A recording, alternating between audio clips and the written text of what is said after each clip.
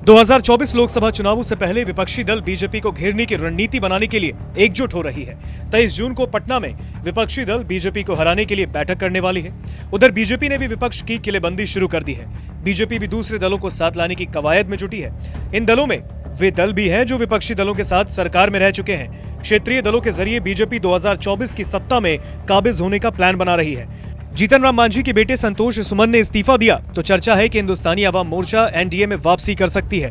इससे पहले 13 अप्रैल को मांझी ने दिल्ली जाकर अमित शाह से मुलाकात की, जिसके बाद ये चर्चा शुरू हुई कि वो 2024 से पहले एनडीए में वापसी कर सकते हैं। जीतन राम मांझी दलित समाज की राजनीति करते हैं और बिहार में करीब 16% दलित मतदाता हैं। बिहार में 6 लोकसभा और 36 विधानसभा सीटें दलित समुदाय के लिए सुरक्षित हैं। बिहार के दलित नेताओं में जीतन राम मांझी एक प्रमुख नाम है। 2020 के विधानसभा चुनाव की बात की जाए तो हमने 7 सीटों पर चुनाव लड़ा, जिनमें से 4 सीट पर उसने कब्जा भी किया। इन सीटों पर उसे करीब 32% वोट मिले। वहीं 2015 के चुनाव में मांझी ने 21 सीटों पर चुनाव लड़ा, लेकिन वो 1 सीट ही जीत पाए। तब उन्हें करीब 27% वोट मिले थे। हालांकि लोकसभा में उनका कोई नेता नहीं है। बिहार में जीतन राम मांझी की पार्टी के अलावा लोक जनशक्ति पार्टी रामविलास के मुखिया चिराग पासवान भी एनडीए के साथ आ सकते हैं। अभी लोकसभा में लोजपा रामविलास से वही एकमात्र सांसद है। हालांकि बिहार में उनका कोई विधायक नहीं है, लेकिन वो लगातार अपनी पार्टी का कद बढ़ाने की कोशिश कर रहे हैं। नागालैंड के विधानसभा चुनाव में उन्होंने 15 सीटों पर अपने प्रत्याशी उतारे, जिनमें से 2 पर उन्हें जीत हासिल हुई और बाकी 8 सीटों पर उनकी पार्टी दूसरे स्थान पर रही। उनकी पार्टी को कुल वोटों के लगभग 8.65% के साथ नागालैंड में राज्य पार्टी का दर्जा भी मिला। मौजूदा हालात में चिराग पासवान केंद्र और राज्य में भी अलग थलग पड़े हैं। उन्हें खुद को मजबूत करने के लिए एक सहारे की जरूरत है।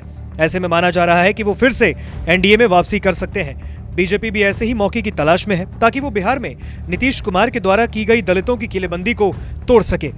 बिहार के अलावा बीजेपी की नजर ओम प्रकाश राजभर की पार्टी सुभासपा पर है। एक समय ओम प्रकाश राजभर उत्तर प्रदेश में बीजेपी के साथ थे, लेकिन बाद में उन्होंने गठबंधन तोड़ दिया। वहीं ओम प्रकाश राजभर के बयानों से लगता है कि वो बीजेपी के साथ नई संभावनाओं की तलाश में है। सुभासपा ने 2017 के विधानसभा चुनाव में 8 सीटों पर अपने उम्मीदवार उतारे, जिनमें वो 4 सीटें जीतने में कामयाब रही। इन सीटों पर 34.14% वोट मिले। इसके बाद 2022 के चुनाव में राजभर ने 19 सीटों पर चुनाव लड़ा। इसमें उन्होंने 6 सीटों पर कब्जा किया।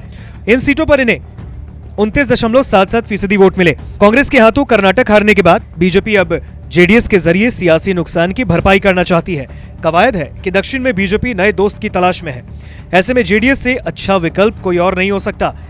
एचडी देवेगौड़ा वक्कालिका समुदाय से आते हैं, इसलिए ये समुदाय उनका कोर वोट बैंक माना जाता है। प्रदेश में इस समुदाय के लोगों की आबादी करीब 12% है। कर्नाटक के अलावा दक्षिण में बीजेपी की नजर अपने पुराने साथी चंद्रबाबू नायडू पर है। लोकसभा चुनाव से पहले दोनों दलों के बीच गठबंधन की पूरी संभावना है। बताया जा रहा है कि तेलंगाना विधानसभा चुनाव से पहले भारतीय जनता पार्टी और टीडीपी के गठबंधन पर मुहर लग जाएगी। बीजेपी और टीडीपी न सिर्फ आंध्र प्रदेश में बल्कि तेलंगाना विधानसभा चुनाव और 2024 का लोकसभा चुनाव भी गठबंधन के तहत लड़ेंगे। ये मुलाकात इसलिए भी अहम थी क्योंकि तेलंगाना में इस साल तो अगले साल लोकसभा और आंध्र प्रदेश में विधानसभा के चुनाव है।